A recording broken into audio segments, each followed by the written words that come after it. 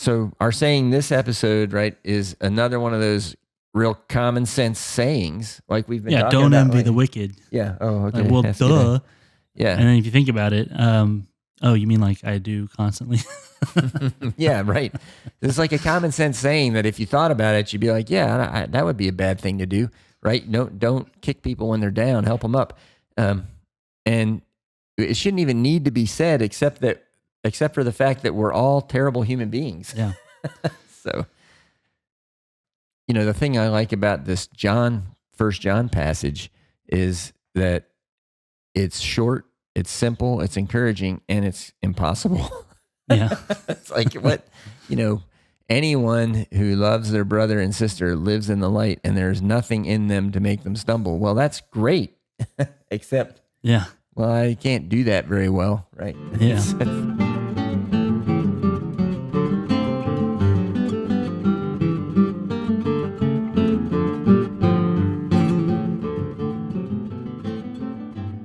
Welcome to Biblocus, where the Bible intersects with your life. I'm Timothy. And I'm Caleb. And you're listening to Bible Discussions, the forum where we explore biblical topics that are relevant to your life.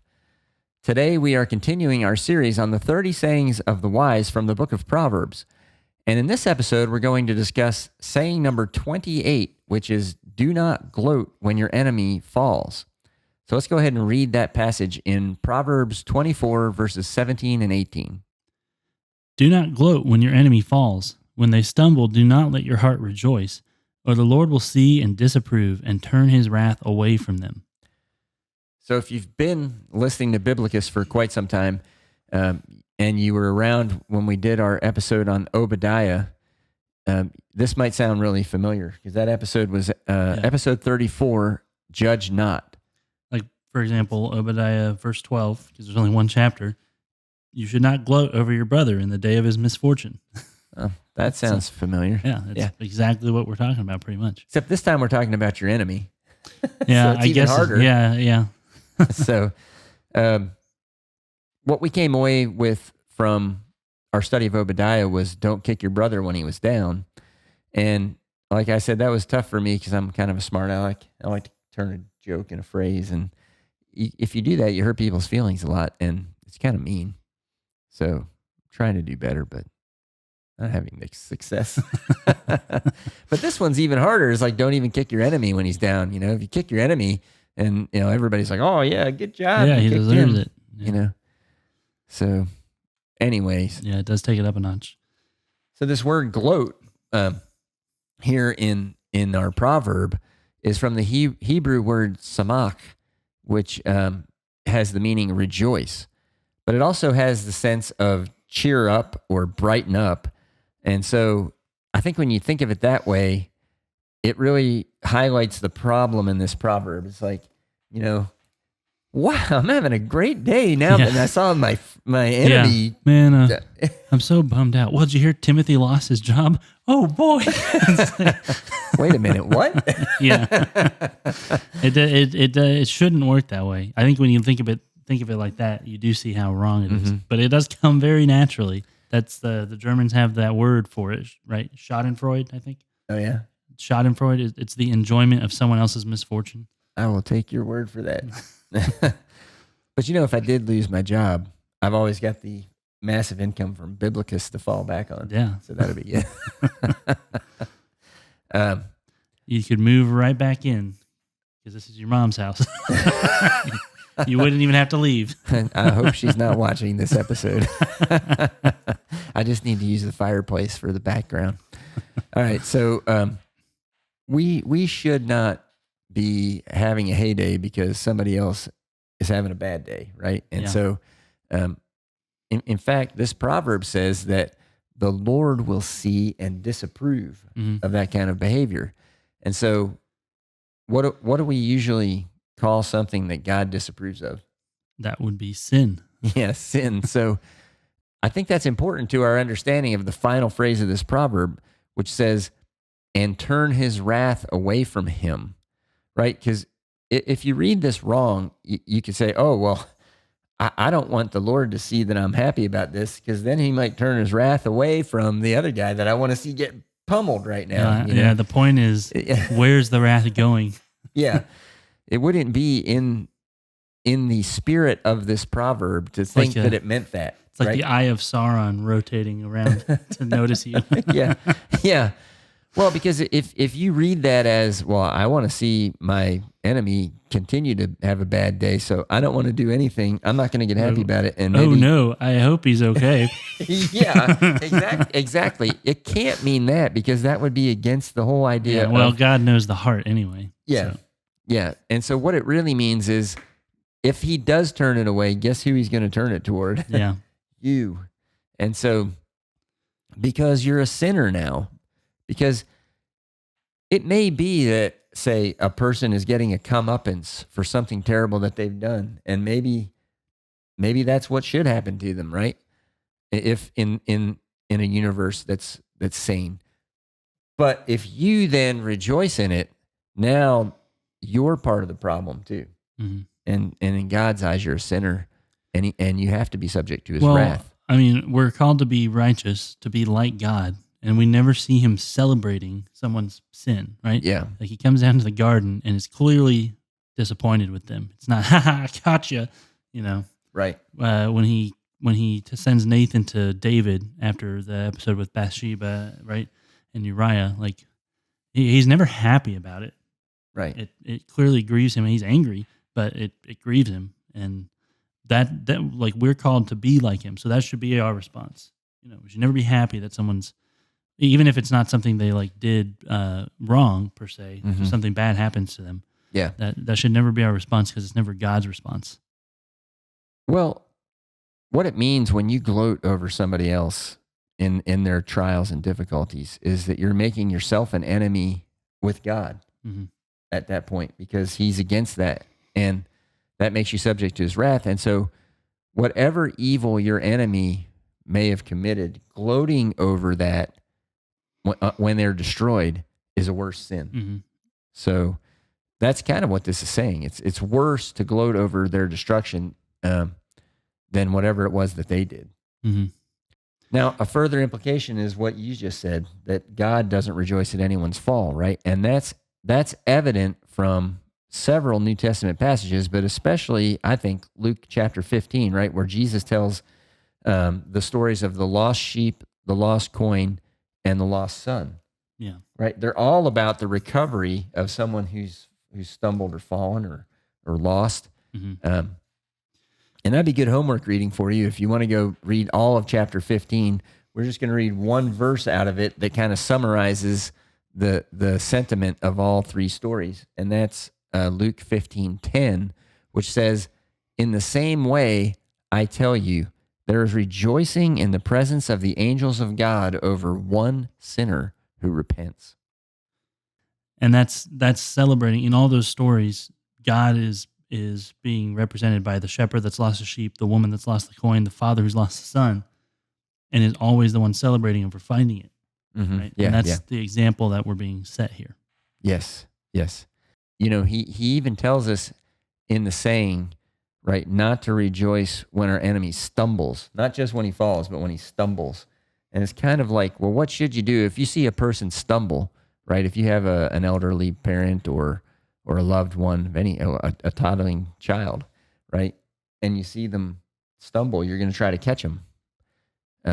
But not according to this proverb. There are people who would just like watch them fall and enjoy it, Now, it's kind of like, think of it like a Boy Scout, right? You got a merit badge if you helped an old person across the street. Right? Yeah. They give you a merit badge.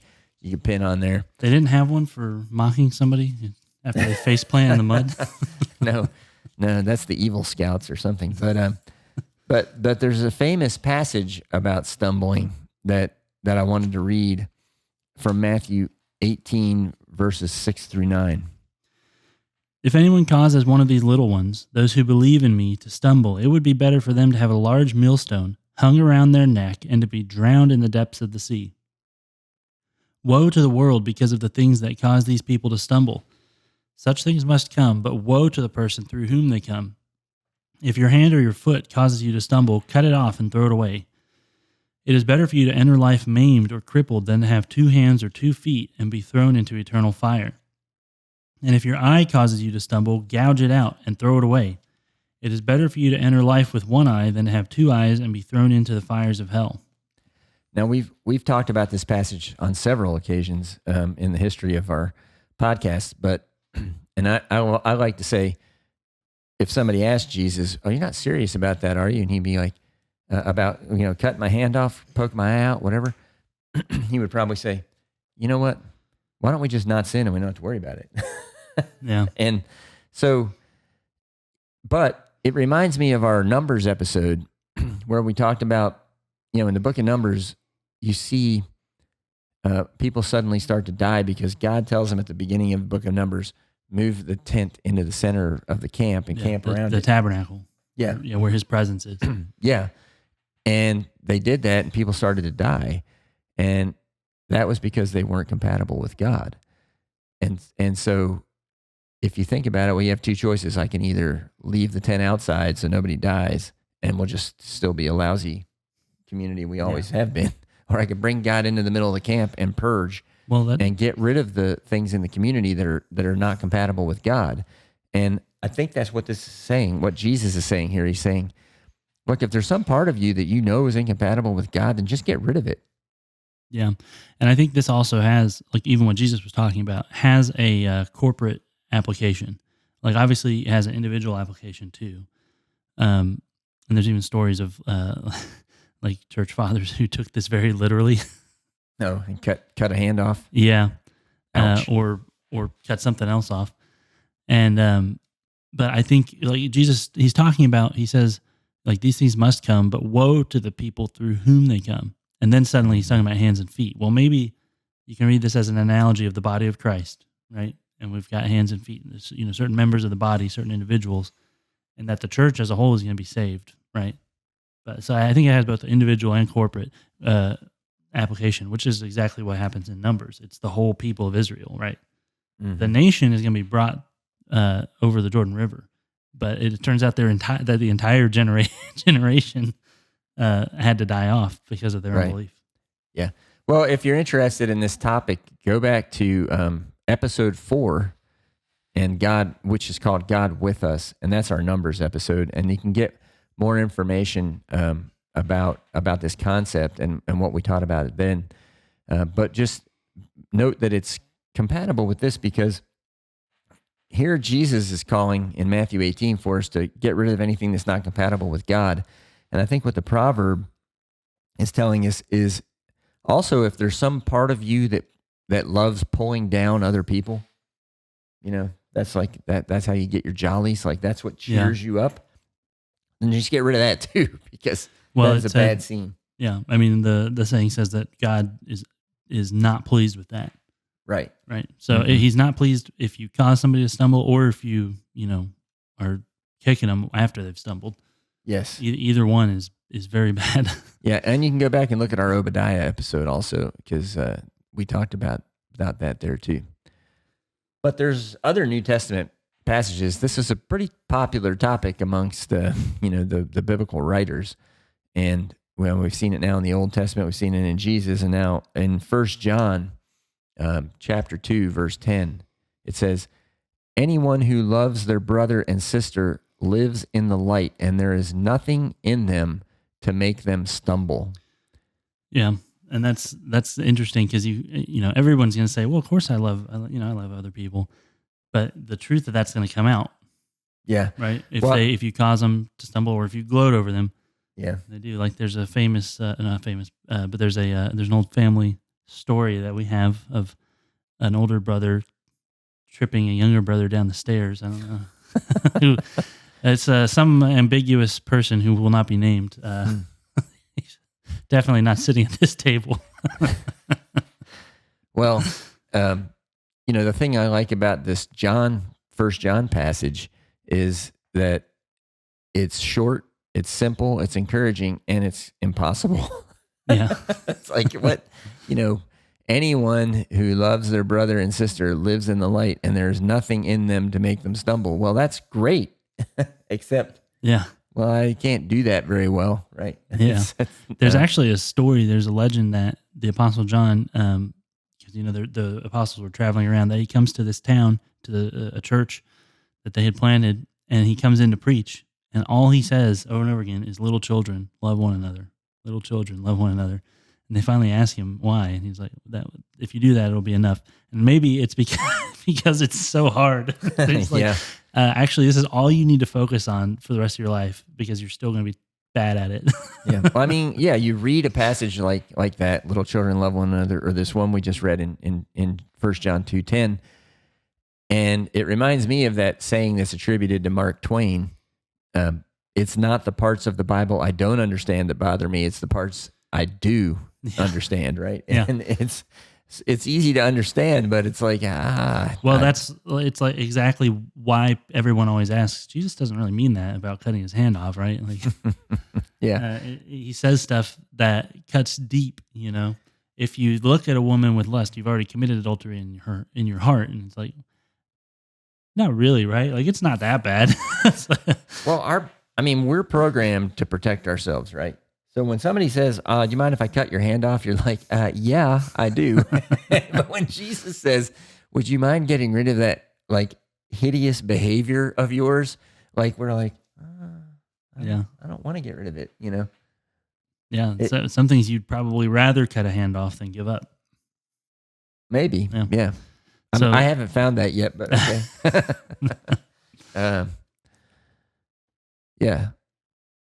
So our saying this episode, right, is another one of those real common sense sayings, like we've been talking don't about. envy the wicked. Yeah. Oh, okay. Like, well, That's duh. good.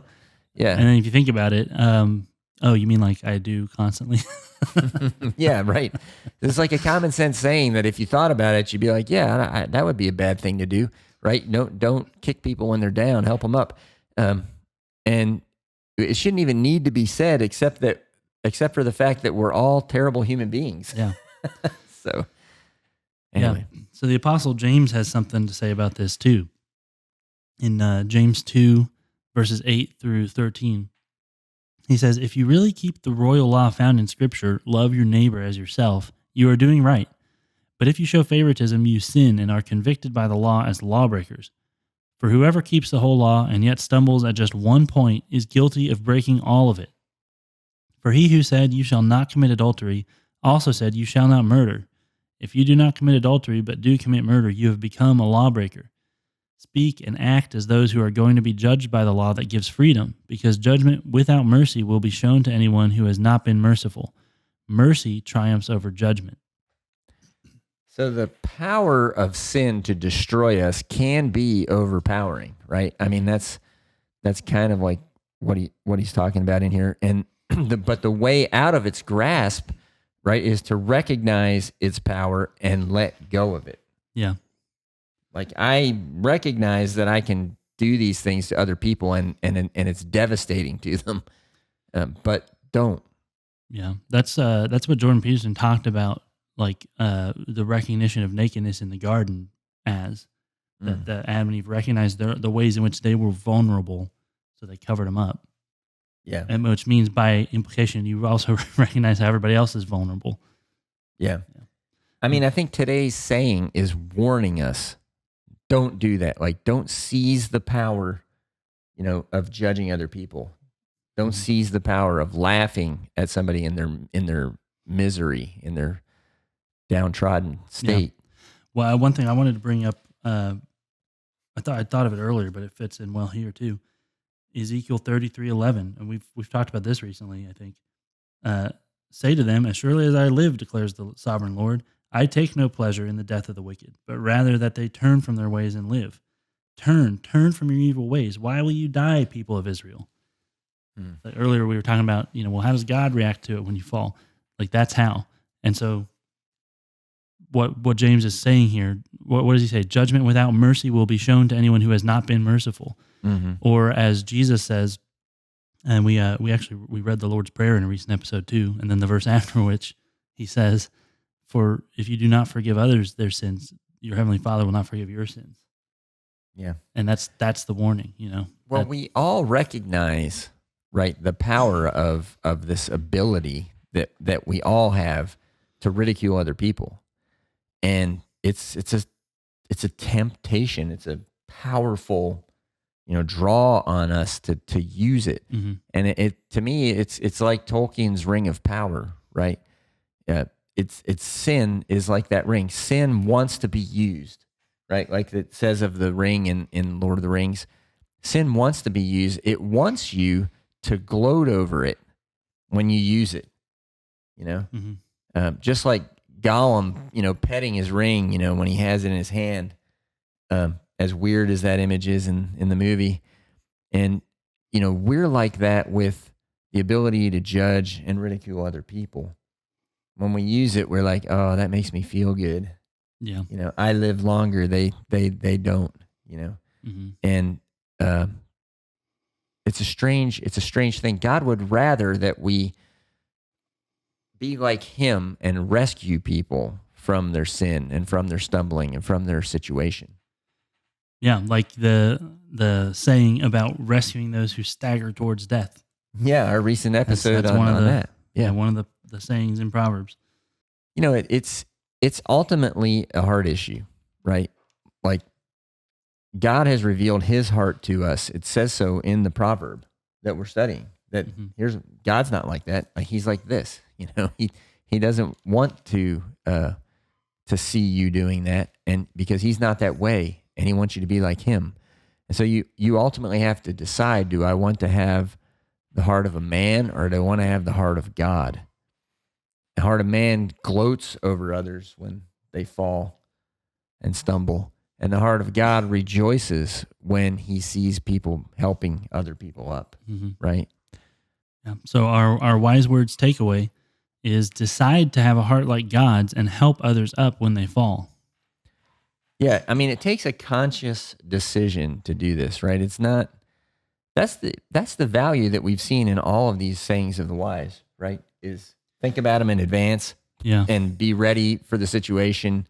Take a long-term view of things is what many of the earlier ones were about. Some of these are about being prepared for the moment when it arrives, and here it's telling us be ready when you see somebody fall. Don't make a joke about it. Don't ridicule them. Don't kick them. Don't judge them, but help them up. Yeah, I was just thinking, making a conscious effort here, like we're saying, or a decision. I think even more than that, we need God's grace to be that way. Like we're not naturally that way. Yeah. So, and we were talking about how hard it is. What does James say here? I just flipped to it, right? I just thought of it right now. It's James 1, starting in verse 5. If any of you lacks wisdom, you should ask God, who gives generously to all without finding fault, and it will be given to you, right? And he's saying, like, if you lack, it's because you don't ask. Like, God can actually teach you to be that way, can give you that humility. Yeah. Right. But we don't naturally want it. Well, and learning something implies practicing it. And so, like, you not only have to make a decision, but you have to put these things into practice, and you'll get better at them, like, over time, when you make it an intentional habit. It's not hard to find either, because everybody's hurting. Everybody's stumbled, they've fallen, or they're beaten down. You don't have to be the villain that starts the fire, so he can be the hero that puts it out. Yeah, it's not hard to find people who are beaten down and need somebody to lift them up. But what you want to find is a community of people who are committed to raising people up, lifting them up, right? And so, where do you find a group of people who are committed to having the heart of God and putting his words into practice?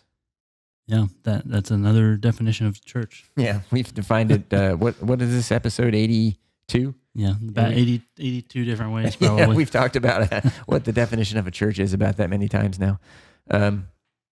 So we encourage you, to find a group of people who are interested in helping people up instead of knocking them down, and that's the message from today's lesson. So he's Caleb and I'm Timothy, and thank you for listening to Bible Discussions on Biblocus, where the Bible intersects with your life.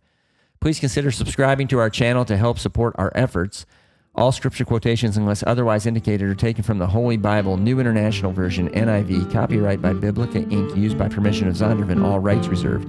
Biblocus is a registered trademark. This program is copyright 2025 by Timothy Klingerman. God bless all of you.